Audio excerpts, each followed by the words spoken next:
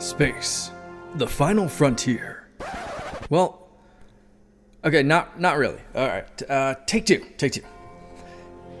Here in the Mitten State, welcome to Code 47, bringing you all things Star Trek, spanning the quadrants, the best thing since the neutral zone.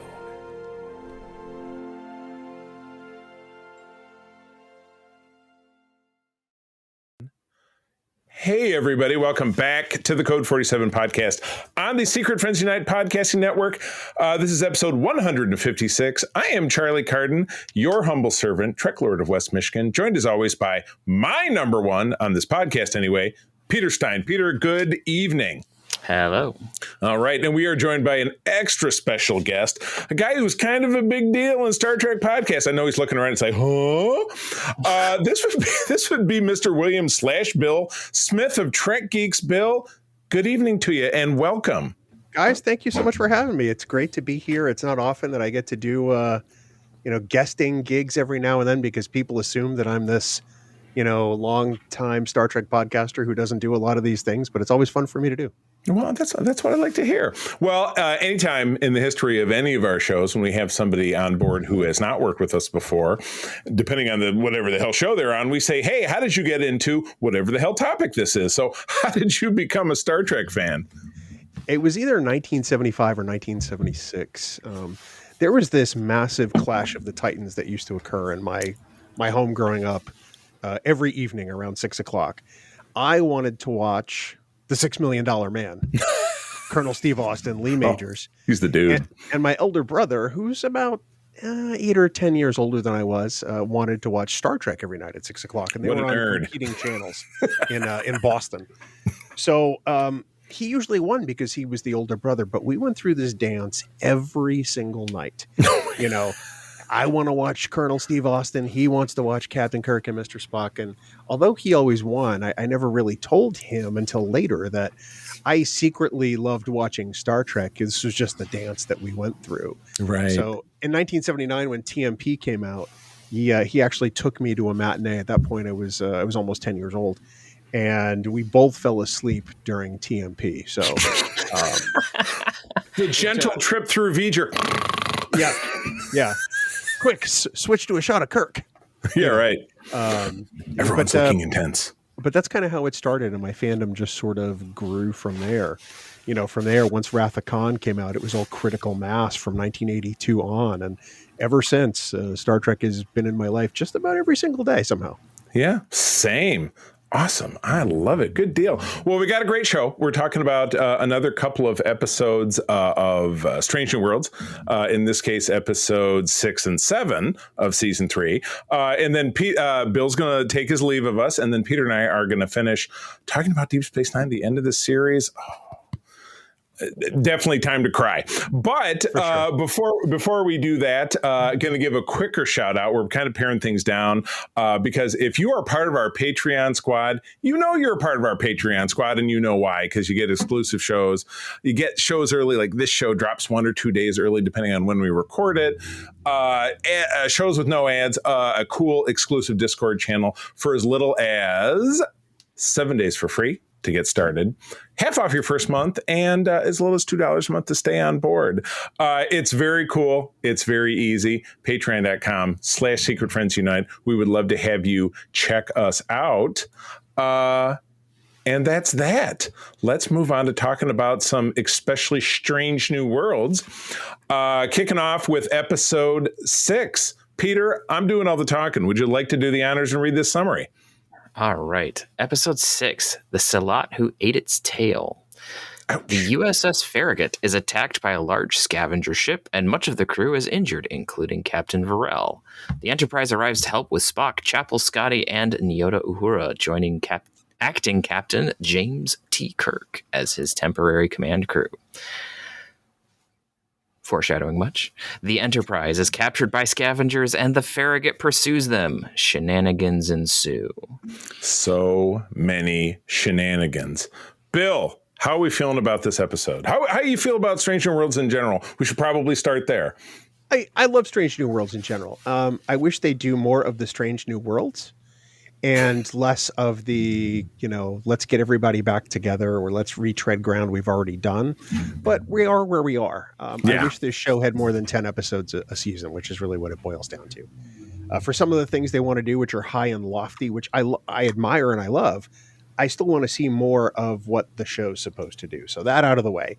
I'm kind of on the fence with this episode because I like it more as an introduction to Kirk as a potential command figure than I do Star Trek 2009.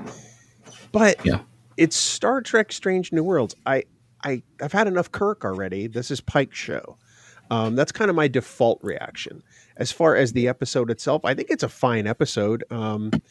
It's weird in a couple of ways to me, but I imagine we'll dig into that once we sort of peel back some of the layers. But that's kind of my initial reaction to the episode. Gotcha. Peter, what's your first take? I'm kind of in the same boat. I like some of this introduction to Kirk. I'm going to probably take the slightly spicier take and say that I'm not the biggest fan of how Kirk doubts himself as much in the beginning. Like, I'm okay with it a bit, but it kind of dragged a little bit. Like revisiting it during the episode is fine. Like, you need that second guessing and like it's his first time. Okay, fine. But the first minute where like he had to leave into the ready room was just dragged out a little bit too long for, the brash young lieutenant, right. Who we know from even in this show from earlier. So it's just, It seemed a little bit, I get that we're trying to show that like he's not as assured of himself as we see him in Command of the Enterprise, but there's a way to do that. And then there's a way to do it without undermining some of just his natural self-confidence. So. Gotcha. I erred on the higher side of this. I enjoyed this episode. I do admit that you're playing with fire when you're playing with cannons. So, we all know how I feel about that. For example, the long heart-to-heart that ends the episode with Pike and Kirk, it's definitely not canon, because let's think back to the Menagerie, right? And they're like, hey, do you guys know, Chris Pike? Boop, boop, and he's like, yeah, well, I met him once when he became fleet captain, and they kind of snuck that in there when they did, well, for 5 minutes, I'm captain of your ship and my ship and this weird space station we're going to blow up, and now I'm not fleet captain anymore. Let me take the badge off. Bloop. So, okay, well, they got around that, whatever it is. But for Kirk to say in that canonical instance, no, I don't really know him, yet they're having this, come here, slugger, let me tell you all about being a Starfleet captain. They're not dancing around continuity quite as bad as Discovery did, because there's some stuff we don't need to get into Discovery. There's a difference between dancing through the fire and scattering the embers. We're not scattering the embers here. Yeah, right. With a leaf blower. And again, they absolutely, I said there was a smaller deduction for the absolutely stolen plot from TOS of the Doomsday Machine, because it was, in a lot of ways, it was kind of beat for beat. I do like that the monster, which I dubbed Big Crunch, which is also what I called this episode, looked a lot like the creature in Thanos' Menagerie in the MCU, the big one that's smashing buildings in New York City, because it's got the big teeth. It looked like one of the Chitauri creatures. Yeah, the Chitauri, which Oxtra always called them the Shit-tari, because he thought they were such a ripoff, which I can't necessarily disagree, but that for another show. So, that was my initial thought. I enjoyed it. It was kind of nice to get some good Kirk time, but I think I'm kind of with Bill that it's like, all right, well, we got a Kirk. People seem to engage with this Kirk. Let's do some more Kirk. Are they driving us home? Bill, something we've talked about a lot is teeing things up to do a TOS year one, that's a headline that's speculatively kind of making the way. Peter is diametrically opposed to it. I can tell, because we talked about it a lot. And we even had a feature on this show, I think 2 years ago, when we talked about, how would we cast the rest of the characters, and what episodes do you think would look great if they were redone again, or how could they sneak stuff in? So I'm not so diametrically opposed to it. I mean, Bill, where would you land if they were to move this into like, here's, the year that you didn't see on the 5-year mission? I think that I'm okay with it. And I say that I don't think it's ever going to happen. No. I think that with the Skydance merger and Paramount, it's going to be a while before we see some new Trek on television. Even with some of the things they've already announced. Like, I think Tawny's sort of workplace comedy about Trek is done before it ever starts. I think we could be about to enter a new fallow time, as Larry Nemeczek refers to it, where there's no new Trek for a while. Yeah. That said, I've been wrong about plenty of stuff before. If I'm wrong about this, ultimately I'll be happy about it, but I think there needs to be a little breathing room. I don't want in 2028 Star Trek Year One to kick off after the last 6 episodes of Strange New Worlds happen in 2027. I just don't. Right. I kind of want there to be a little more space, a little more gap between them. Now, does that mean that we lose the potential to do that? If we do, that's fine. But I think I'm also going to go back to kind of the whole canon thing, if you don't mind, real quick. Please. Because I have kind of a hot take. Please. I'm sick to death of canon. I just felt Peter's heart skip a beat. Boop. Most Star Trek fans confuse the notion of canon and continuity. Star Trek does not need a canon. Look at Batman. Look at James Bond. Look at Superman. Those franchises have been around for over 75 years in one form or another. And we're able to tell new stories and not get hung up on the minutia. There's an overriding continuity that guards it. Like Batman, his parents were killed outside a movie theater and he was orphaned. Okay, great. Superman, baby from alien planet, adopted by Kansas farmers. Got it. James Bond, orphan. Finds his way into MI6. Cool. Why can't we do the same with Star Trek? So as far as the canon smoothing that occurs with a conversation between Pike and Kirk on the Enterprise about, hey, that's what it's like to be captain if you're going to wear the long pants, I think I can deal with it. Yeah. That's my hot take. No, I would actually tend to agree that sticking to a continuity point of view is fine. It's more of a frickin' decide which continuity you're in, because claiming to be in one doesn't work if you're not following the continuity with that continuity. Go ahead, please. I think it's how closely, you want that to be. The idea of a continuity, presupposes that you're going to get most of the broader strokes correct. Even within Star Trek itself and TOS, they, contradict themselves many times. True. Like cloaking devices. Do the Klingons have them? Don't they? Do the Romulans have them? Don't they? I think that, what Kirk says in, TOS with regard to, I met him once when he was fleet captain. That is true. He did meet him the first time when he was fleet captain. But I think that we as Star Trek fans tend to glom onto that dialogue as it was written because they had no idea they were building a 60-year-old franchise back then. That's very true. Or if you take a look at, Arena with the Gorn.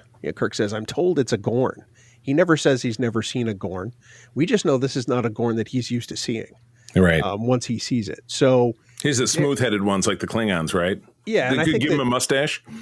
We haven't gotten to this point here in your coverage of it, but I think that we're going to see more of, that kind of trend over the course of the rest of Strange New Worlds. But that's what Dan and I have been talking about on Thursday Night Geeks and on Trek Geeks, that we think that this is headed for the canon smoothing of the Gorn, but that's neither here nor there. So those are kind of my hot takes. I think that Strange New Worlds is doing the best they can. The job of any writer is to write well and write effectively, even when there's an overarching canon or continuity.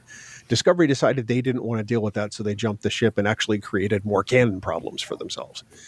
Strange New Worlds is doing moderately okay by comparison, I think. Yeah, that I can agree with. Yeah. Gotcha. All right. Other thoughts? Is there a better title out there than Big Crunch Makes Good, which is what I call this episode? I think that hilariously this episode makes my analog canon point for me. You think so? Where they had to fall back to and I thought this was hilarious because I worked with these systems. I have them running in my house, where they had to go back to 1980s telephones to communicate with each other. I thought that was hysterical, running copper lines throughout the ship. Right. But I've talked about this for a while before, but like a lot of people are like, oh, why does TOS have analog buttons and all of this new stuff doesn't? And I always go back to maybe there was a good reason for it. Before all this stuff came out, my argument was the Romulan War. So you can come up with whatever reason that happens later. But, you know, or like the Romulan War, I based it off of like the Cylons, like, you know, yeah, if someone's going to do cyber warfare on your ship, you want things that aren't going to bust. Right. You want buttons that aren't labeled so you can just, well, maybe what does this one do? Unless it says jettison pod. Yeah, right. that might be a problem. Oh, come on, Finny. So I thought that was a fun little kind of, I don't know if that was the thought behind it, but I thought it was a nice little wink and nudge towards the fact that there's more analog stuff on the TOS Enterprise. Yeah. So yeah, not bad. All right. Okay. Well, we if there aren't Bill, any final thoughts? We good? No, I think we're good there. You know, ultimately, I think that this tells a compelling story, right?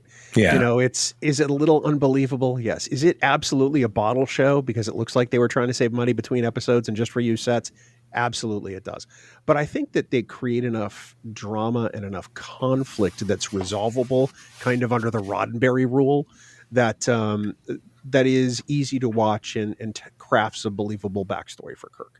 Gotcha. So, yeah, I have to agree that I think that it was a little too indecisive of him for a man who's supposed to be a stack of book with legs. He froze once, you know, back when he was a lieutenant with the whole gaseous creature. Right. I don't think he would freeze this much. I think that's my largest nit to pick with this. I think I have to agree there. Okay. Interesting. We'll see where is this the last that we've seen of Kirk this season? I mean, I know because I've seen the episodes forward because I have a screen repeater. Do you think? What do you think? You think they could squeeze him back in? I don't think they do. I think we're done with him. I've seen up through 8. Okay. And I have no problem telling you he's coming back. So yeah. He's coming back. I figured. Yeah. I think I've already forgotten 8. Which one? Okay, we'll get back to that because now I can't remember. Oh no! All right. Well, let's cover episode 7, which is what is Starfleet? Are you my mother? That's a great title for that one too. Yeah. Ortegas' brother Beto, who's kind of obnoxious, films a documentary about Starfleet while the Enterprise is ordered to transport a creature called the Jakaru into a war zone for the Lutani, who suck, a non-Federation species. I'm obviously just sneaking in parts that I think are funny. Beto is aggressive in his questioning with the crew, aiming to portray Starfleet in a negative light. Well, Beto, and we've had him, he's more like Beta. Oh, Beta. We've had him around for a couple of episodes now. He was likable until now, but I think things are going to tilt back in the other direction. I'll make a quick note before I throw it to Bill. I did love it that in the cold open, the intro voice that says what you're about to hear sounds just like Alexa. Did anybody else pick up on that? I did. Yeah. I didn't notice that it was Alexa, but yeah. Yeah, I just like that sounds like a AI generated something or other. Absolutely correct. All right, Bill, take us through it. How are you feeling about this episode? I kind of like it in a sense. This presents a classic Star Trek conundrum in an unconventional way for Star Trek. You know, in almost 60 years of the franchise, we've never really had an episode that's done this. Kind of presented it, you know, as an episode of something, you know, as something to watch or consume. It does look heavy-handed at the beginning, which I think was kind of the intent of Beto's documentary. And there is kind of the resolution. It's not as bad as it seems, but ultimately I think it was something fresh and something that was entertaining enough. I'm glad that they don't do this all the time. Yeah, right. It'd be hard to watch, but as kind of a one-off, as kind of an experiment, or to see the output of what he was doing, I did kind of like it in that sense. Yeah. Cool. Gotcha. Peter, first take. This felt like 2 different episodes to me. Well, one is not an episode.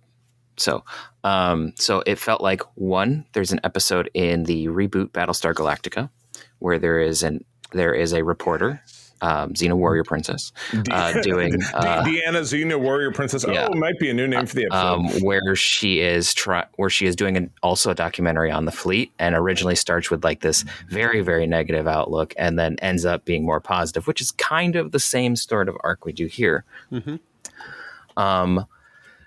B plot aside, a lot of the documentary stuff, including the opener, reminded me heavily trigger warning, of Axanar. So not that guy. We don't talk about him anymore. I hesitated to bring it up because this didn't con fans out of $1.5 million and then spend all the money before it ever made anything. So I'll lay my soul bare. We've had him on the show, but it was we interviewed him. It was a lot of years ago. It was before we even started doing this. It was the old show. We did 10 years ago as well. We had him on twice before we realized we'd been duped into him creating a film studio. And if he wants to yell at us or come at me, that's fine. My lawyer is fantastic, but so let's not use his name. We could be talking about anybody. We don't have I just said the name of the show. Yeah. And the money was gone before he ever decided to try to actually make the movie. So at least this is a successul attempt at creating a faux documentary within Star Trek.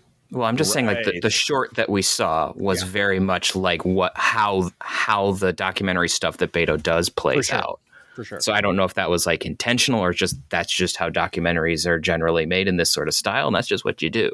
Yeah. So, but that was one thing that it was like a lot of the camera angles, kind of the janky found footage sort of deal, and then the readouts of like, hey, this is from a security camera in this hallway, blah blah blah. Like, I'm not saying this is bad, but it's like that was just running through the back of my head the whole time. Same. So, right.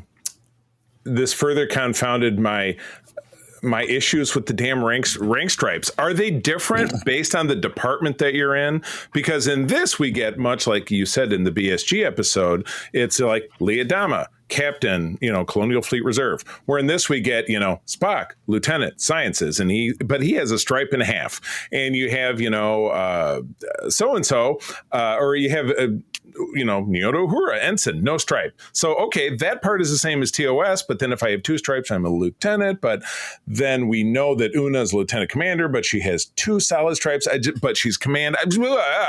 Why? It's so simple. It's so simple. Why can't they just do it? Go back to the pips, damn it. I don't care. It's the pips. I know what's going on. Well, if you remember when Pike first boards the Discovery in season 2 of Discovery, right?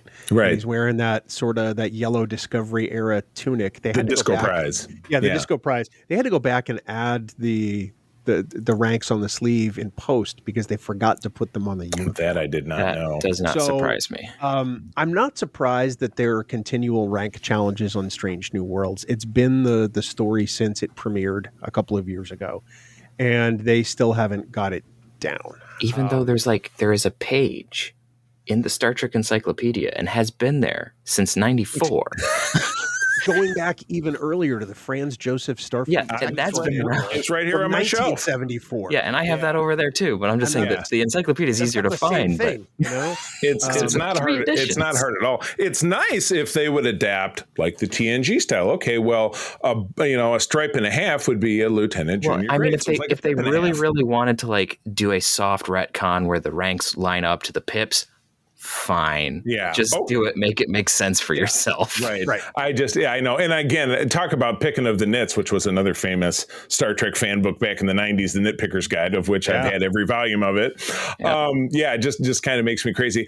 I did write that the whole body cam angle for every station on the bridge, if that was your job and you knew there was a camera on you 24/7, 365, wouldn't you be like, trying to move around? I thought that was a little weird. Yeah. I mean, I imagine they were plugging into the internal sensor network. It does explain a lot about court martial and why there are so many different angles of the bridge when they're going back and looking at the tape. Yeah, there you go. Kirk pressing his hand on the jettison pod, for example. Right. Why was it the close up? It was the B-roll stuff, the AD stuff. Yeah. But you're right. It's a little unsettling to know that the whole time you're there, I mean, you could make the slightest face at something that Pike says, like, here we go. Or you don't think somebody's looking and you're getting a booger out of your nose. Right, No, nobody does that.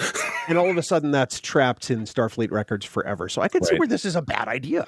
Cut loose a big fart. Everybody does it. Let's face it. And at least we do know from like later stuff is like it's not recorded everywhere because there are like there's other investigations where it's like what happened. Yeah. Right. We don't have the footage from his bathroom. Oh, okay. That's probably for the best. I don't think so. They did sneak in, like with Lon when he's interviewing her, says, well, what about, Starfleet firing first? You guys, what if it was the Gorn? Would you fire first? And you just hear this chirp, chirp, chirp. So there's a subtle, not so subtle Gorn callback. I did like the Space Moths angle of it. It was very Starfleety, like, we got some bad aliens doing some bad stuff, and once we figured out about it, we're not going to participate. And unfortunately, this moth has to throw itself off the balcony by flying into the sun. Very poetic. But Starfleet did the Starfleet thing. They're like, we're going to set up buoys around the planet. These other aliens aren't going to be corrupted by you guys. F you guys. Big middle finger, excuse me. I loved how, and I never noticed this before, but if I go back, I think I went back and looked at some images, even back to Discovery. When the Strange New Worlds Enterprise bridge goes to red alert, all the lines are everywhere, and it looks like Tron, which is just awesome. It is really cool. Yeah, it's not remotely visually canon, but if I accept the fact that there's been a visual refresh, there has to be after 60 years, 55 years. It does look pretty badass. Yeah, I like it. I love, because it's funny.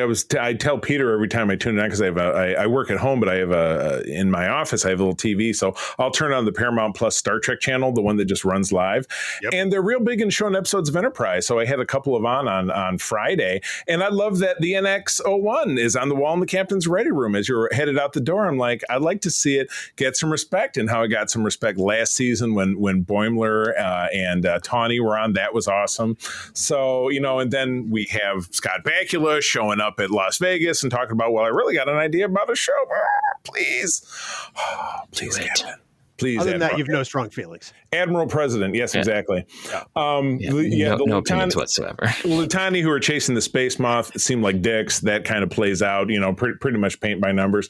I loved Uhura's quote, and it was close to the end, where she says space is about being dark and cold and full of death. Isn't that what Carl Urban said in Trek 09 when he first met Kirk? And I don't love that movie, but I love him. So I was kind of pleased to see that. I didn't love that the episode ends with, it looks like Pike playing the ukulele. So is he in like the Mumford and Sons on the Enterprise? Because I think it was the mandolin. It was mandolin. All right, mandolin win. There you go. Which is little bit better. Even if it were the ukulele, I'm going to stand up for ukulele fans everywhere. Bill stands for ukuleles. One of our great friends and fans on Trek Geeks is a wonderful retired music teacher named Pete Vanderpart. He is at Vegas every year walking around with his ukulele. He stops by our booth all the time. And it brings a moment of calm and zen to the crushing Vegas, dealer's room, which is fast-paced and hurried. Oh, yeah. So even if Pike is playing the ukulele, I only hope he's not playing Tiny Bubbles. Oh boy, yeah. No, I'm pretty sure it was a mandolin, but I agree with you. I agree with you. Oh my goodness gracious! But other than that, yeah, I scored this one a little lower than the first one, because I thought the B story with the moth and the bad aliens and stuff, while it's kind of Trek-ish, I liked it that our people stood up and did the Trek thing, and I liked the heart to heart that Uhura has with Beto, who's her sort of boyfriend at the end, saying, hey, this is a lot of misplaced aggression on your part. Starfleet's not your problem. Your problem is you got to put it back together with your sister. You're upset about this thing or that thing. It's not Starfleet. And he says, he listens, and it's nice. I mean, everybody has hopefully had a chat with a friend who's being a dipshit, and you say, hey, you're not really mad at me. You're really mad at ABC, and you should potentially turn your attention to directing that. I like that part.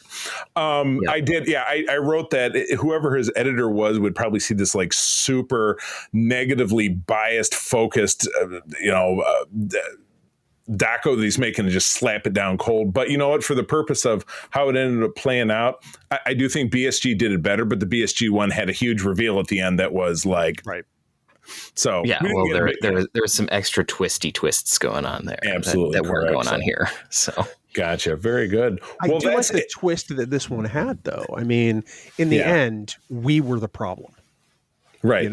Our future, soon to be future generation of people who went out into space, and we became these sort of militant harvesters of things like TARDISes, or would they be TARDI? I'm not really sure. Oh, you're talking about in the previous episode, not this I'm sorry. I thought it was this one. I apologize. That's okay.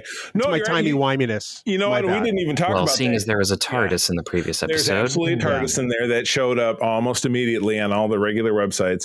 But my apologies. Please don't write me and say you don't know your Star Trek guy. It's clear I don't. So. Well, you know what? It was was claimed in the globule that was what we're talking about. So you get a pass. Yeah, you're right. We didn't even talk about that in the previous episode. I love that. I thought that was a super cool deal. So yeah, if humanity went off and it was very.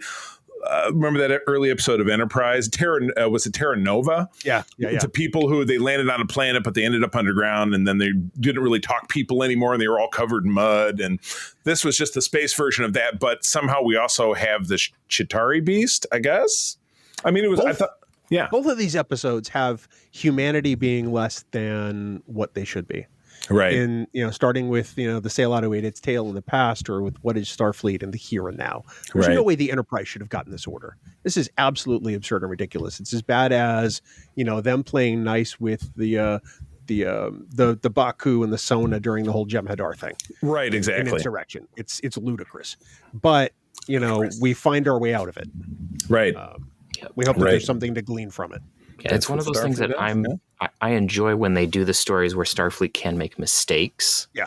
I don't like it when they decide that Starfleet is evil, because that's happened a couple times. Yep. We didn't even have a Admiral to kick this one off. No. We didn't have Anthony Zerbe to be there and be like, it was for the Federation. I don't know what's going on. And then he gets killed by the bad guy. Whoops. Like, send your ships.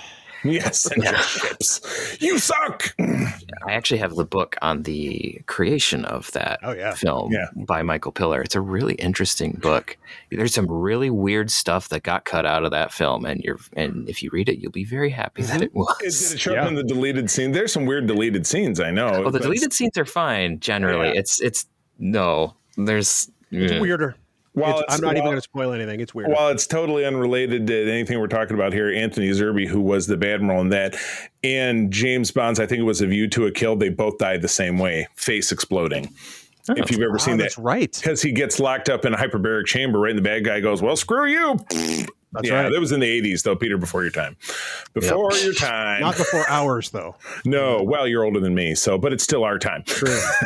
But I look amazing. You've got darker hair than me, and whether that's natural or not, that's none of my business. It is natural. I didn't have any gray anywhere until I started podcasting, so that should tell you something about my podcasting partner Dan Davidson. So, oh my God! For me, it was my ex-wife. Shots fired. Down. Anyone who knows the relationship between Dan and I know that we take shots like this and have for our entire 30-year friendship. So it's no surprise. Very much reminds me of Todd, who I do our other show with. So yeah, not surprising at all. Well, that wraps us up for Strange New Worlds. We're back with episodes 8 and 9 next time. And our guest has been Bill from Trek Geeks. Bill, this has been fantastic. I have been cultivating a group of guests that I love to have back because I know they're awesome. So you are now part of my stable of artists like Motown. You're part of my Motown now. Congrats. I'm from Detroit, so that means something. I've always wanted to be part of the Star Trek Wall of Sound, which is the name you should give this from now on. The Star Trek. Oh, I'm going to change it in the spreadsheet. I take no royalties. You may use that free of any copyright or claims on my end. If we're going to talk about Motown, you can't do it without talking about the Wall of Sound. I love it. Good stuff. Where do people engage with Trek Geeks? Where do people find you? Give me some web addresses. Give me some socials. Yeah. Of course, you can find just about everything we do on the Trek Geeks Network, because we do have several podcasts under our umbrella, like Sci-Fi Sisters and the Big Sci-Fi Podcast over on TrekGeeks.com. My podcasting partner on Trek Geeks for the last 10 years, Dan Davidson, and I also do a live Thursday stream on YouTube, Facebook, and Instagram called Thursday Night Geeks, which is ongoing currently. We just had an episode the other night, and every year we get a whole bunch of Star Trek people together as a part of Trek Talks, which is a telethon we created a few years ago along with Star Trek Enterprise star John Billingsley, who is Dr. Phlox. We've worked with John several times, yeah, to support the Hollywood Food Coalition. And in the first 4 outings of the telethon, we've raised close to $450,000 with the help of stars from all over Star Trek to help that incredible organization. So Trek Talks 5, hard to believe, is coming up in April. And we hope to raise another huge chunk of money to push us over that $500,000 mark for the first 5 instances of the telethon. So we can only keep our fingers crossed. That's awesome. Terrific. And we will be there, obviously, to support you in any way that we can, and by having you back again. So, well, cool. All right. We're going to say goodbye to Bill. Bill, thanks for being here. And we will be back shortly after this little pause to talk about Deep Space Nine. So we'll be right back. All right, we're back, and our guest was Bill. What a hell of a nice guy, and the fact that a luminary of Star Trek posting wanted to hang out with us two dipshits from Grand Rapids, Michigan, that was pretty cool. So we were super psyched about that. But I can't say I'm super psyched about the sadness that overtook me when I wrapped up watching the end of Star Trek Deep Space Nine. Yes, we're on to the final portion of, and I say in the show notes, we're psyched about the episodes, but we're not psyched about the fact that it's ending. But I say arguably the finest of the Star Trek series. I can't imagine that somebody could ever convince me that DS9 is not the best that Trek has ever done and potentially could ever do. Everybody, but again, that's my opinion. Entertainment is here for your amusement, and I hope you feel differently. And if you feel differently, I would love to hear from you. But for me, and maybe it's because, I lived it. I mean, and this last season was at a very unique time in my life. I was graduating from college. I very foolishly got married as I was graduating from college, so I have those memories mixed in there. She and I both love Deep Space Nine, so I have those memories mixed in there. But it was also over 25 years ago, so some of the memories are probably a little fuzzy. But in rewatching these, I'm reminded, and Peter, I said this, I think, when we started talking season 7, that the show just had no right to be this good. It was just, it's just unbelievable. And this last batch of episodes capped with a finale that I think can never be outdone. I just don't think so. And again, we will talk about the finale to wrap this up. This might be a slightly shorter segment because there's really only 5 with these put together, the final one being considered a 2-parter in syndication, whatever it is. But on down the road, there'll be a time when we as a show get into talking about 2-parters or feature-length presentations. So when that happens, we will do a much deeper dive into this. But with all that preamble, Peter, let's get started. Talk to me about episode 21. Oh, 21. I was scrolled too far. Episode 21, When It Rains, directed by Michael Dorn. Story by Renee Echevarria and Spike Steingasser. Teleplay by Renee Echevarria. Aired May 9th of 99. Sisko orders Kira, Garrick, and Odo to Cardassia to assist Cardassians in resistance tactics as Damar's rebellion gains ground. Bashir makes a shocking discovery about the disease that is ravaging the Founders, and Ducat's cover is blown by Sobor. Whoops! Gowron arrives on Deep Space Nine. That's going to work out just fine. Yep, absolutely. Man, talk about a lot of moving parts. So yeah, there's a lot going on. Yeah. Which is why we have the episode name, When It Rains, absolutely. It Pours. And this, when Kira, in order to assimilate with the Cardassians, takes on a Starfleet commission with the rank of commander. So one of those things that a long time ago I said, wow, DS9 was one of the only shows that during its last few episodes, they had one person of every rank, ensign through captain. Pretty cool, huh?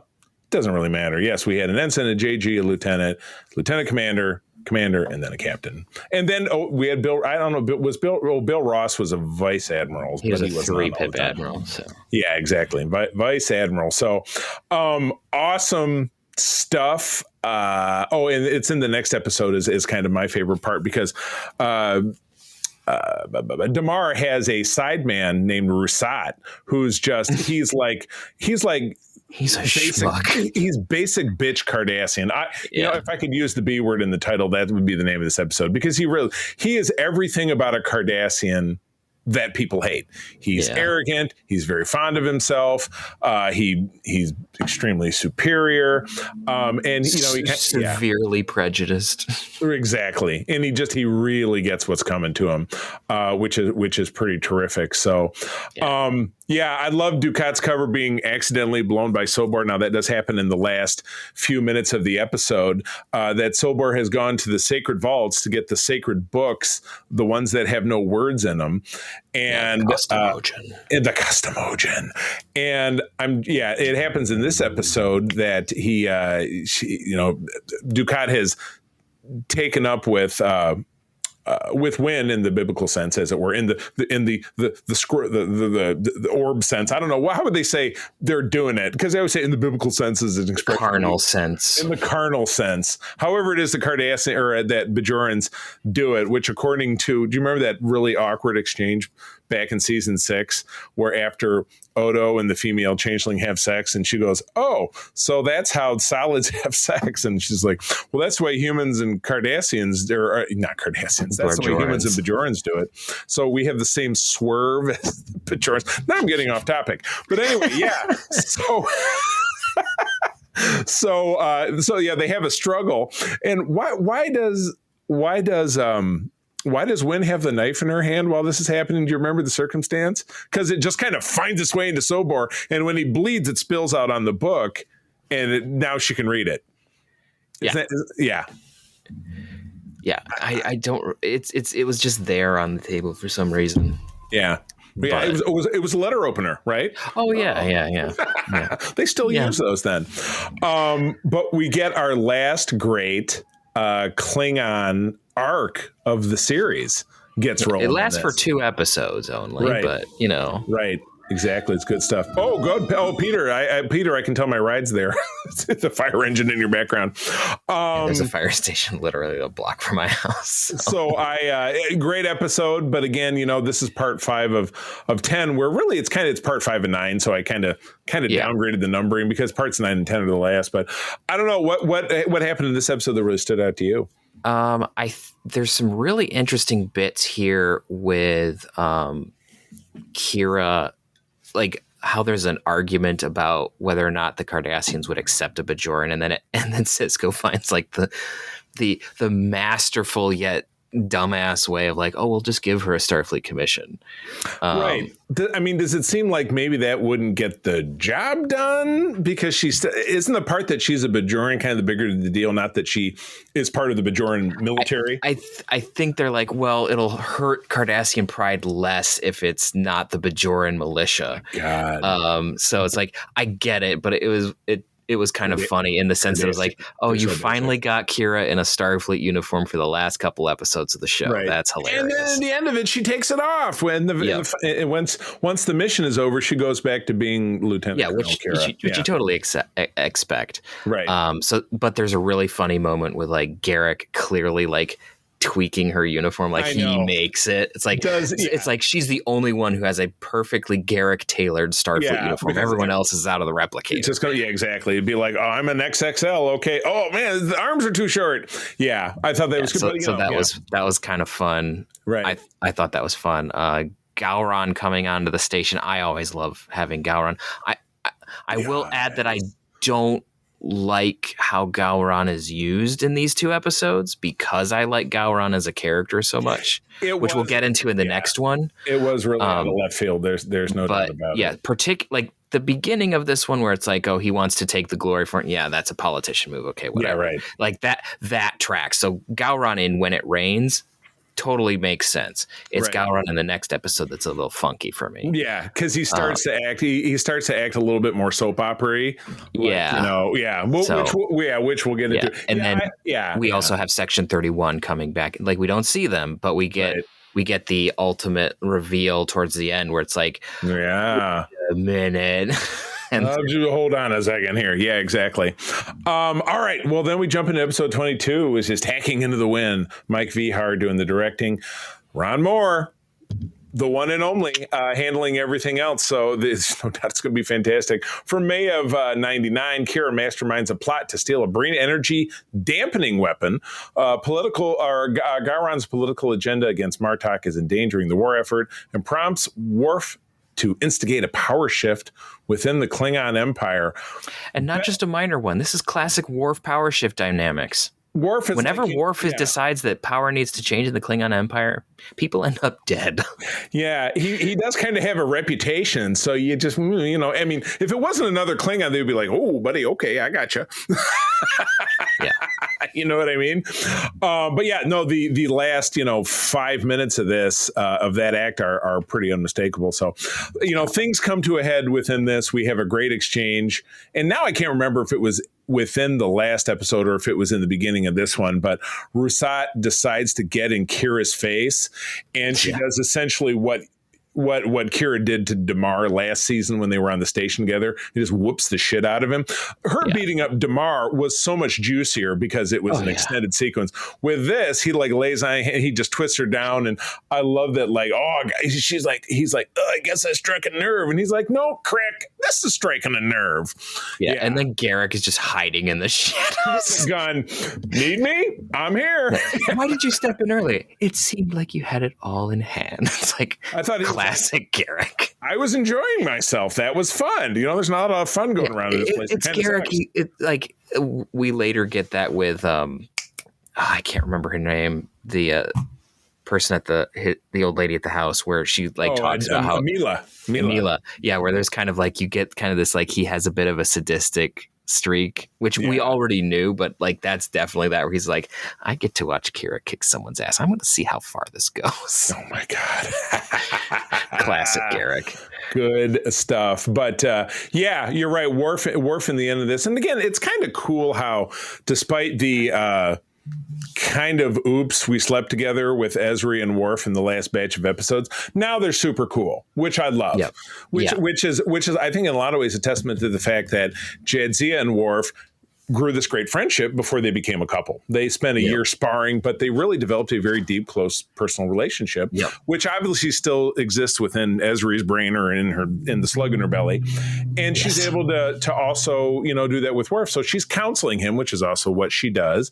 But she's like, the Klingon Empire kind of sucks, because you get posturing, you get opportunists, you get this culture that's I'm all about honor and stuff, and then they're doing all this backstabbing and bullshit. It's all of this classic political bullshit cloaked in the language of honor. Oh, so much honor, but because Gowron, like I said, he turns truly like Machiavellian soap opera villain. From Days of Our Lives. He's like, well, you're saying we were outnumbered 3-1. Well, a good commander doesn't hide behind the odds. He beats them. And it's like, bitch, you didn't do it. You're sitting back here picking your nose, sitting on the station, and we're all out there dying. And Cisco finally says, if we don't have the Klingons to help us fight the Breen because there should be until we develop a whatever it is to stop that, we're all screwed. So Gowron, you can't, maybe you're not watching this on YouTube, but Gowron needs to stop what he's doing. Worf, what do you think about that? Wink, wink, wink. Yeah. Do you think Cisco was like, maybe you should just go, maybe he gets pushed over a railing or something? I don't know. What do you think? Yeah, you should get someone to challenge him. Something happens to him. He doesn't. Worf, he doesn't need to die necessarily, but he needs to be, hospitalized for a while. Right. It was kind of like I just watched the Nolan Batman trilogy recently, and in the first one you have Boss Falcone. He's like, hey, you know what? People get mugged on the subway going home. Sometimes bad things just happen. You know what I'm saying? So if that happens to be the girl from the DA's office, I don't know. It was that kind of deal. Oh, he's like, don't worry about it. People get hurt on the promenade all the time. If Gowron trips up while trying to get a jump stick, what am I to say? Yeah, maybe it goes right into his eye, like the Joker. You know what I mean? Yeah. So I'm saying, maybe he kind of tacitly told Worf, hey, you need to. And I love it because when Worf finishes him off, all the other Klingons are like, Worf, and they're putting the James Brown robe on him, and he's like, no, it's not me. This is for Gowron, and Gowron's like, don't do this to me, dude. Yeah. Oh, Martok, he's like, don't do this to me, man. This is not my thing. And he's like the guy who doesn't want to get called up for karaoke. No, okay. Yeah, he kind of gets this really sort of blasé, sort of power is thrust upon those who don't want it, and Martok's is like, yeah, okay, fine. Yeah, right, he took so much convincing. Yeah, Oh, he's not twisting his arm the way it happened with Rusat. Kira. That was really an arm twisting. Yeah, this was like a. Oh no! Yeah. Come on now. But it was interesting how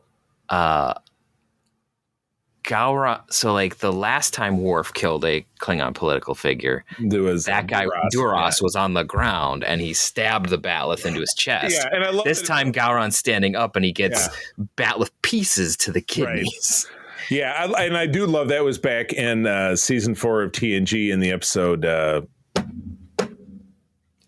Where Worf meets his son, and Duras kills Kalar, Worf's baby mama, and he's. I love it how he walks. I love him there when he walks in the room. He says, "Kalar was my mate," and the other guys go, "Well, look at the time." They all take off. And then, well, shit, bye. Yeah, when they're fighting, the door opens and Riker says, "No, Worf!" Thunk. Now I want to go watch that episode. I love that. I love that sequence. But like that was the last time that Worf went and murked somebody, and things just go similar bad when Worf decides to throw down. So it was pretty cool. And Worf set it up for his brother. Man, he's it's nepotism. I'm going to kill the guy, but I'm going to give it to my brother because they are brothers in the House of Martok. So I really thought that was pretty spectacular. So good stuff. Absolutely. Loved it. Other thoughts before we move on? There's also the other plot is Kira going with the other everybody else to go steal a Jem'Hadar ship so they can figure out how the Breen weapon is working. They do end up doing it. There's some shenanigans that happened. Kira has to impersonate a Vorta over comms. It's the classic Han Solo move. Like, everything's fine. It's all normal. How are you? That's basically what it was, which is pretty funny. Damar ends up killing Rasat because he's not being helpful. And then we see the moment that they've been kind of leading up to of how Odo has been shape-shifting, and that's kind of causing his condition to worsen. And then like he collapses, and it's like, I didn't want you to see, Kira. And he's like, I already knew. Yeah, right. So we do have that, and at the end of this episode, like they get back to Deep Space Nine with the Jem'Hadar ship to get that Breen technology over to Starfleet intelligence, so they can be like, okay, how do we reverse engineer this stuff so that we don't get hurt by it anymore? O'Brien does it in 5 minutes. He's like, I did it on the way back here. I called it in, and he was tech support, and somebody was probably, I got it. There we go. They just told him to turn it off and on again. That was just classic tech support. Reboot. Oh my goodness. All right. Episode 23. Take it away. All right, episode 23, Extreme Measures, directed by Steve Posey, written by David Weddle and Bradley Thompson, aired on May 19th of 99. As Odo falls gravely ill to the shapeshifter disease, call it what it is, it's a morphogenic virus, Bashir and O'Brien must get inside the mind of Luther Sloan, who holds Odo's cure. And he holds it conveniently in the existing sets of the Defiant because, this must be with the inside of his mind. Let's save some money for the finale, shall we? Yes. But this was great. So this gives us the last appearance of the spectacular William Sadler as Luther Sloan. A great role. This was Section 31. They never got it better than when they started it, because now, follow along with me, it's not so good. Because, in the opinion of these two stalwart, hardcore legacy Trek guys, should have left well enough alone. And really, even the novel series that they did, I read a few of those. I think I read the Bashir one and maybe a couple of other ones because they did several. But Section 31 is kind of one of those. They were kind of the Boba Fett of Star Trek. You know what I mean? Section 31 is left better in the shadows as the boogeyman, where you're not really sure what they are. That's much, much better. And then, I will say what they did with it in Enterprise, just a little sprinkling, a little. But that was just a tiny bit to be like, oh wait, they're still around. They were around really early on. It's like, that was a nice little touch. But if they had never done anything ever again, that would have been best, because what we saw in Discovery, awful. That TV movie, we said we would never talk about it again. I'll never watch it again unless it is an absolute, I'm flipping through that Star Trek and it's on, I will change the station. I will I will not be a part of it. The only time that I would watch it again, I think, is if someone paid me to do a review. I don't think that's going to happen. Nope. But you never can tell. But yes, we've trashed. Yeah, we've probably burned enough bridges with this speech. But back to talking about this episode. William Sadler is a great character actor who throughout the 80s, 90s, all the way really to today, has just been everything and everybody and plays a great villain. Was the villain in Die Hard 2. Which I did. again, fantastic, and was in this and a million other things that right now I can't think of any of Bill them. and Ted's Bogus Adventures Death. He was in Stephen King's The Mist, which is one of the early 2000 movies of his. It wasn't great, but I liked it. Sam Witwer was in that. Oh, yes, he died a rather gruesome death. Whoops. But anyway, so yeah, we do get, and I love that. So most of this takes place like a holodeck within a holodeck, or at least that's what it feels like. Yeah, it's kind of Inception-ish. It is way before Inception. But yeah, they said, well, everything about Section 31 exists within my mind is what he's saying, because he commits self-death. I know you can't say the S word anymore because I don't want us to get flagged. He terminates himself rather than be captured and being mentally interrogated. It's the 24th century version of a cyanide pill. Right, exactly, Craig. You can still say cyanide. Why not? But he knows that because also Bashir says, well, I also got a Romulan mind cipher. And he's like, how did you get that? I know I bet Nog got it for him. Great material continuum? Yeah, probably. Yeah. Probably. So or Quark. Or Quark, yeah, for a pretty penny. Yeah, he can get about anything. Well, I mean, the minute you tell Quark, it's like, this is to mess with someone who's in Starfleet. Absolutely. Yeah, right. Exactly. Anything is any chance to stick it to the man.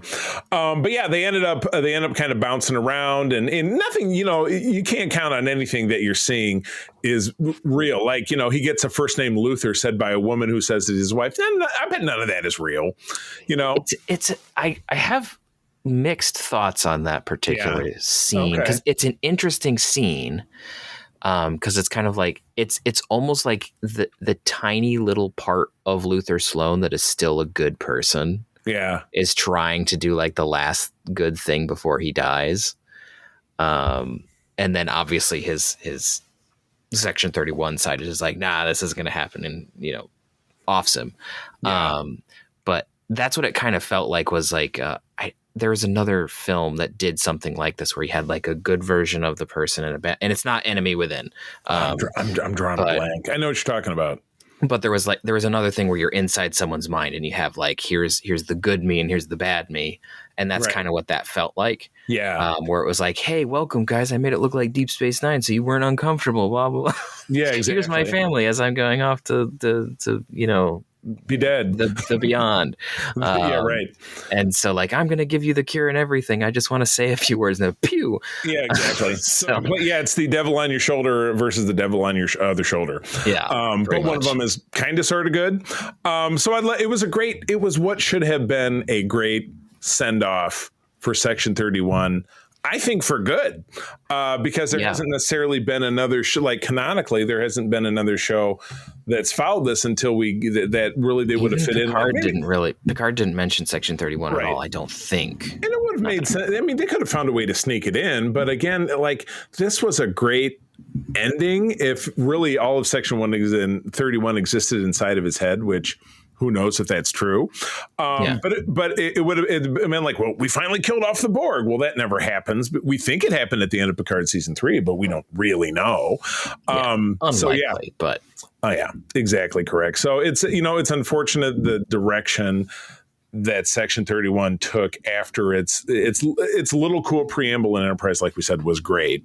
Anything that came after this point, timeline wise, we just don't need to talk about anymore, or production timeline wise. So, but good episode. I enjoyed it. I think they made effective use of doing the we're inside his mind, so it looks like we're in the wardroom, and that's cool. Like I said, save the money for the next 2 episodes, because they're going to be a doozy. And then I thought it was also pretty funny how they did kind of the Inception thing, where it's like, we wake up, but we didn't actually wake up. Right. That was a fun little twist there towards the end. Yeah, when he goes back to read his book, and the back half of his book is empty because he'd not read it before, so he can't remember something that didn't happen. Because it was like I said, it was a holodeck-ish kind of concept, but with much higher stakes. And obviously, eventually, they're successful and they're able to cure it. And you do have a little bit of the Julian and Miles best of friends thing, right? And he says, well, the thing is, I really love Ezri, but I just can't tell her. Yeah. And also I love Keiko, I like you, but I love Keiko. Like, there's just this back and forth of like, well, you love me, right, bro? No, it felt literally like it was, but I don't like you. It was like Julian and Miles going like, /shippers, we see you. No. What would you call? Oh, new name for the episode. What would you, if you shipped the two of them, what would they be called? Name of the episode, whatever it is you pick. Oh gosh, Obra Shear. Obra Shear. There we go. Let's see what people make out of that. Okay, moving on to episode 24. Dun dun dun. The Dogs of War. Ruff. Cry havoc and release the Dogs of War. That's just what I was thinking. Directed by Avery Brooks. God, I would love to hear from Avery Brooks again. You know what I mean? Yeah. He has just been. The last time we heard from him was the captain's interview with William Shatner. Which we're actually going to talk about a few episodes down the road. It's on the schedule for us to break down the captain. So you'll hear it. I'll say the exact same thing again. I miss Avery Brooks. I really do. Story by Peter Allen Fields, teleplay by Renee and the brilliant Ronald D. Moore. From May of 1999, Sisko takes command of a new ship. I hear it's a Miranda class. Kira DeMar. It's an Oberth, guys. Oh, my God. Can you even imagine? All right, we're going off to fight the Dominion, and we've got a Ford Escort. Yes! Oh, my God. Okay, nope. Fighting the Dominion in a Ford Escort. Now the name of... let's Dominion in a Ford Escort. Sorry, I don't want to forget. Kira DeMar and Garrick stumble into a Dominion ambush on Cardassia and get stranded there, but they also discover the entire resistance organization has been destroyed. Meow, meow. That was my Debbie Downer. Ezri and Julian finally clear the air with each other. Smoochy, smoochy, smooch, smooch. Grand Zagus has an announcement to make, as does Cassidy Sisko. There is...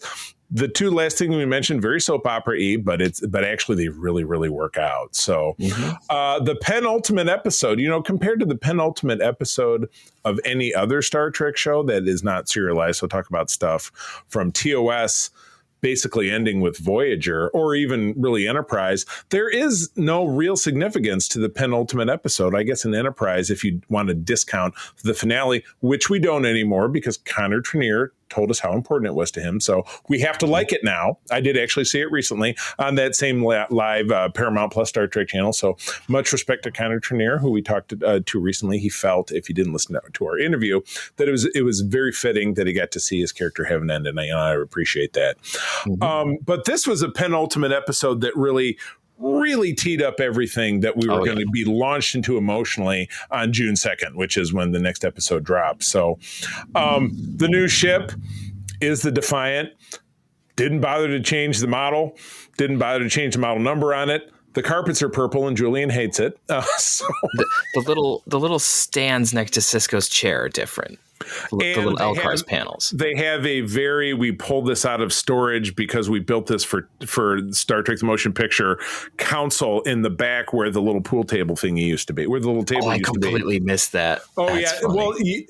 Well, Odo walks around it when explosions are happening on the bridge in the next episode, and he's pushing buttons. So that was... I completely missed that. That's funny. Maybe it wasn't even in this episode. Maybe they just snuck it into the next one, but I have to do a little analysis. But yeah, it's the USS Sao Paulo, which Sisko got pre-authorization to change to Defiant, and I guess they decided to slap the old number on there too, but whatever. Then we didn't have to get a guy out there with the pencil to go and write the new one. Yeah, for the last couple episodes. It's literally the last 2 years. Like, we don't want to do that. Now, see, if it was CGI, they wouldn't have any problem. But this was in the old days. Had to do it the old way. So yeah, it's really a nut punch because Kira DeMar and their gang show up on a stolen ship on Cardassia. We're like, now we're gonna hook up with Gull so-and-so, and he's gonna help us out. And they beam down to meet people, and Gull so-and-so has sold them Surprise, it's an ambush. And then they call up to my personal friend, Vaughn Armstrong. I say my personal friend because I've met him on the cruise in Wisconsin. He's a super nice guy. And he was one of the other Cardassians. He's being blown up and their ship explodes. And so, and then later on, there's a film that goes out all over Cardassia, voiced by Wei-Un, that every single one of the Resistance bases and people are dead. So they're just like, you know what? I'm going to go hide under my bed. Where can we go? Garrett goes to his childhood home. Garrett's basement. Yeah, exactly. So, oh my God, this is Wayne's World for Star Trek. Garrick's World really sucks. Cardassia. Woo, woo, woo, woo, woo. Oh my God, it just came to me. But yeah, that's all really very dire, and they're down in the dumps. Then we have a little levity, obviously, with Ezri and Julian saying, blah, blah, blah, I like you, but it's weird. And then they're in the elevator, and they're like, we really totally shouldn't hook up. And then the elevator gets to ops, and they're making out. And then Worf looks at that and just very quietly pushes a button, and they go away. Yep. And then which is pretty funny. I met Michael Dorn once, and he's just... he's a great actor. I mean, the look on his face was just, I don't really know how I feel about this, but I know I don't want to look at it. Boop. It's more of a, really? Now? Really Bye. now? Really in front of everybody? In front of the prophets? How dare you?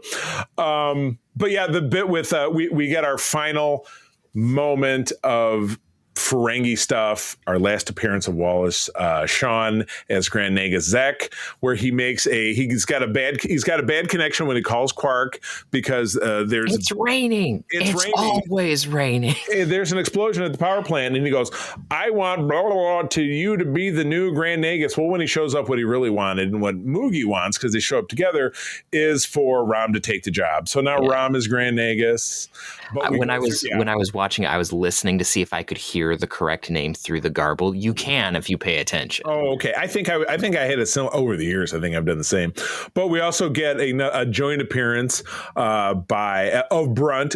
Jeff Combs playing that role as well, but he also starts filling Quark in on how, well, there's been all these changes and how Ferenginar is becoming this democratic society and blah, blah, there's now a fund for war orphans and women are wearing clothing and they're out and about. And now there's a council that has to approve decisions made by the Grand Nagus. Right. You're not this all powerful. So Quark's like, well, I won't take the job and blah, blah, blah. And then he doesn't have to take the job because it's not offered to him. So, but Rom is super cool. He's like, it's cool. I know you sold the bar to me. Here's your money back. And he's like, you're an idiot, but I love you. And then that's the end of Rom and Lita. They're gone.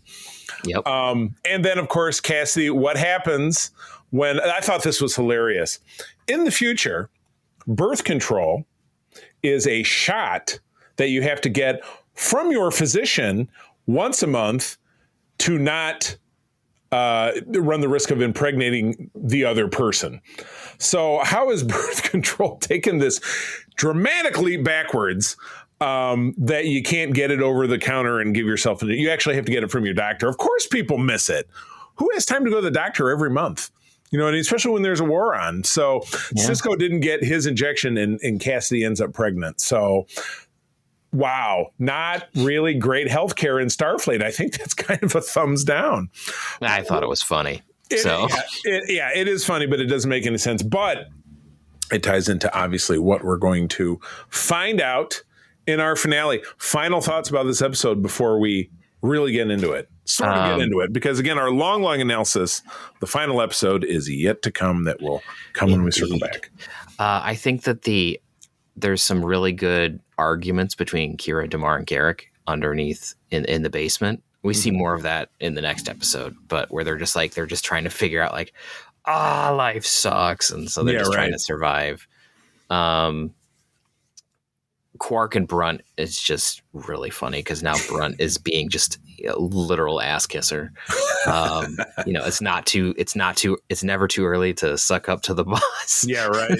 Anything I can do. So it was so ridiculous. There's just a lot of fun, silly stuff in this episode because you have anytime the Ferengi, particularly Zek, is involved, there's always something silly. Yeah. So it was kind of a nice little. There's some serious stuff going on over on Cardassia, but there's enough silly happening on the station, some levity to be like, yeah, we know that the next episode is going to be a kick in the nuts, so have some fun before we do that. And then we're going to kick you in the nuts. Yep. Buckle up, Buttercup. All right, you want to take us through the emotional ride that is episode 25? All right, episode 25, two-parter. What You Leave Behind. My heart is what I left behind. Directed by Alan Craker, written by Ira Stephen Bear and Hans Beimler. Aired June 2nd of 99. Sisko leads the Federation Klingon Romulan alliance in the offensive on the Cardassian homeworld, which they decided to do at the end of the previous episode. Aided by Damar's grassroots resistance campaign and a surprise last-minute ally.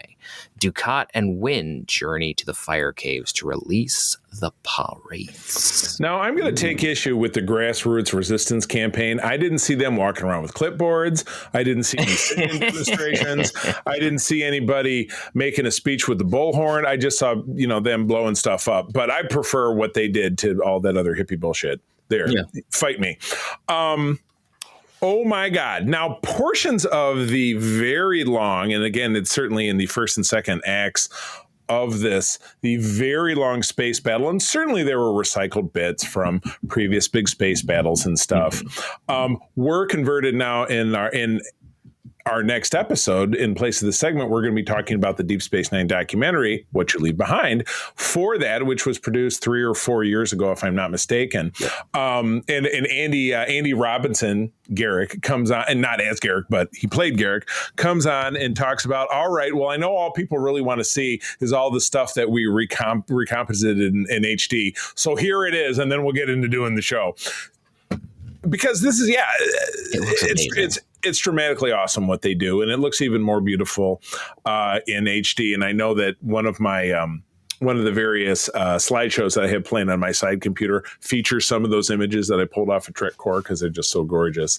But yeah, you're right. The Klingon Federation Romulan Alliance is joined by the Cardassians, who finally decide that enough is enough is enough, and they turn against the Breen, and this turns the Breen all the way back to Cardassia, so they surround it, and our people are making a plan to storm Cardassia while down on the planet. Garrick and Damar and gang get ready to storm, and I love it how at the last minute the guy who took Damar's place gets marched out and stabbed, and then Damar and his people pop up and they start shooting, fight their way into the building, and Damar finally gets his comeuppance. He gets blasted into oblivion. So the only two people left that make it to the briefing room, or where the female changeling and Weyoun are Garrick and Kira. And then Garrick does what we've all wanted to do. He just finally murders the last Weyoun. So bye-bye Weyoun. Yeah. That was the last one. And you're just sitting in the back of your head going, finally. Oh my God. Are you serious? And so it's at this point that they're in a standstill, and they make contact with Sisko. Everybody stops what they're doing, and Sisko allows Odo to beam down and allows him to share the cure with the female changeling. Garrick is about ready to shoot both of them. Oh, Garrick is about to just straight up disintegrate Odo. You can see it in his eyes. Dude, that's a very Kira stops him.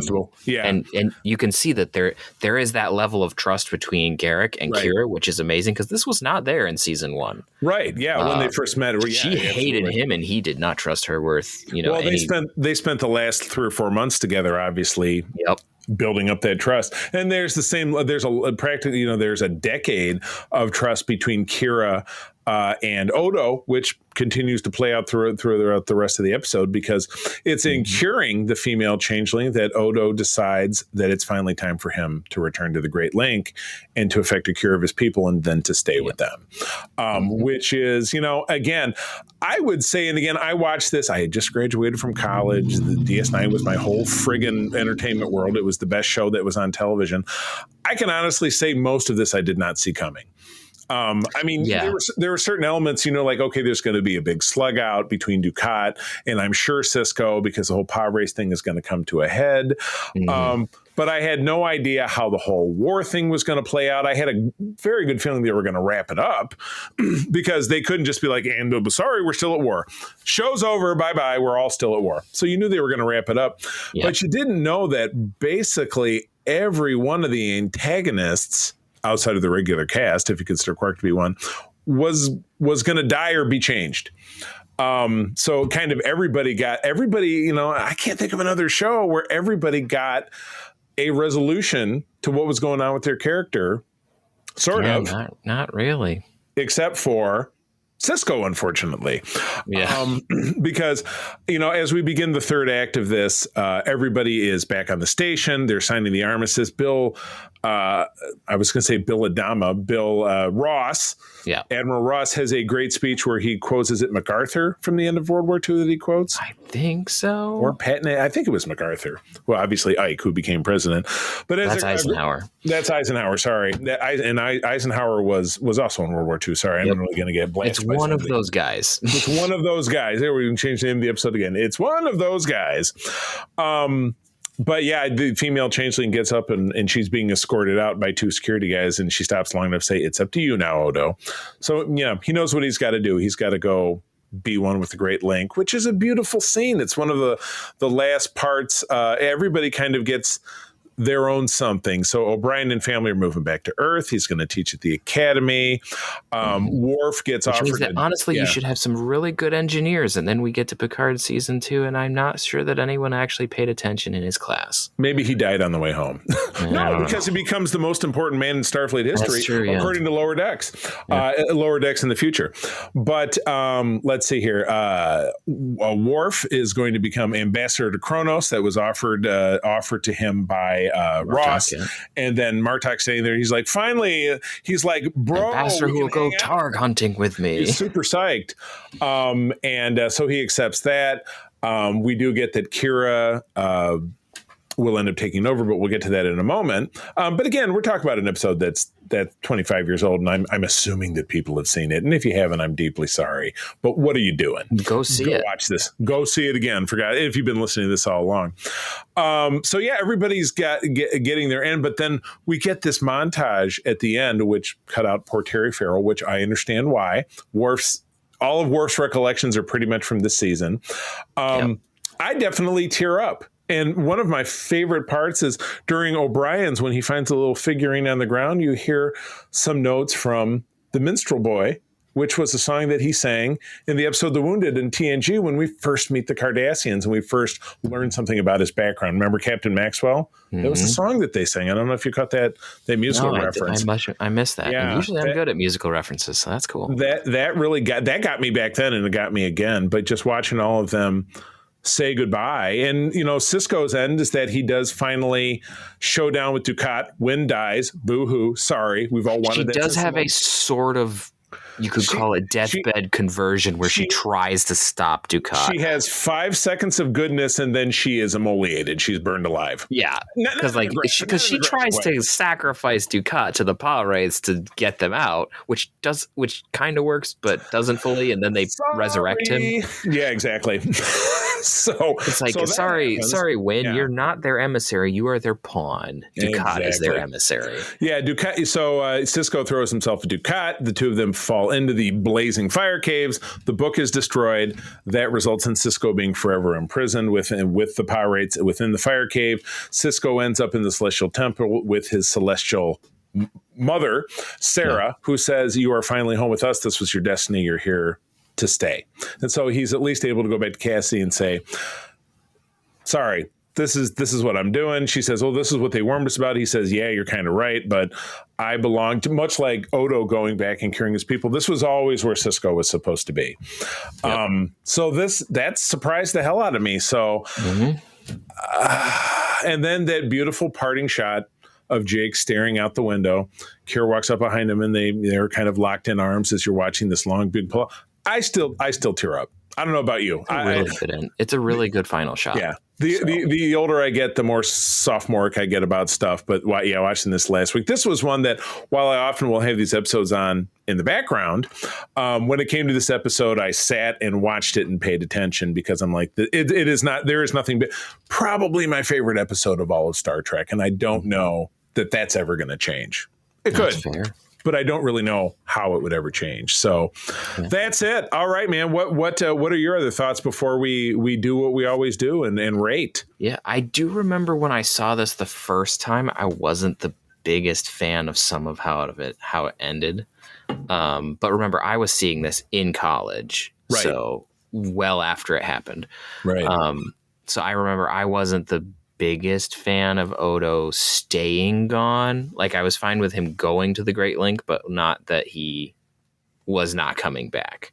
Right. And I think I had the same reaction with Cisco in the same. It's like, I'm fine with him going to be with the Prophets, but it's weird that he can never leave. Yeah. Obviously, he's like the comics and stuff. He has come back. In the comics, there's an entire series set behind him being the central character, so he comes back. Yeah. Yeah. So I think the only thing for me that still kind of sticks a little bit is that it feels like the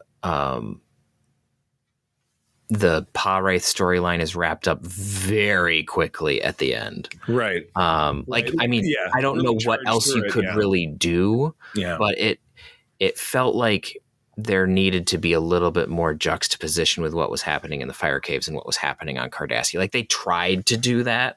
I just think that it could have been done a little bit more explicitly, I guess, to make the battle on Cardassia and the battle on Bajor seem to have the same sort of cosmic significance. It's kind of a nitpicky thing, but it just from a storytelling perspective, for me, it felt like it needed a little bit more. So that's like the one nit that I have to pick with this. Right. So something to fluff. But yeah, that's the end of Deep Space Nine, which is it was a moment in time that will never come again. The beautiful holodeck program where we see Vic singing one last time. That scene was filled with all people from the writing staff, including Ira. I saw him right in the very first scene as they're talking. People are walking by. Ira is one of them.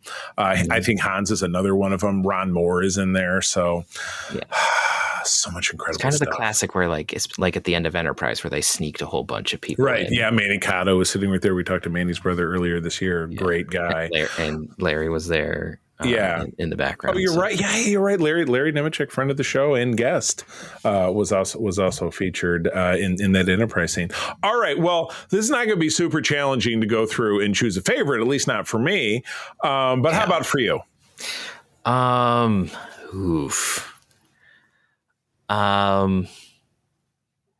Yeah, I think I'm going to do the very, very